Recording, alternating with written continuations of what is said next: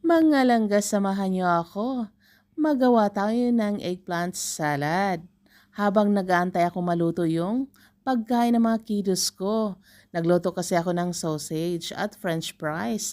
Ito pala mga langga, nakapag-grilled na ako dito ng eggplant or boiled. Pwede rin.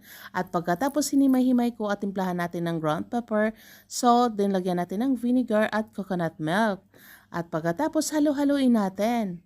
And then, pwede na rin natin ilagay yung onions natin, ginger at saka chili. At halu-haluin natin malangga at tikman natin, baka naman kulang pa sa asin. Depende na yun sa inyong mga langga kung dagdagan nyo. At ito na nga mga langga, luto na yung pagkain ng mga kiddos ko.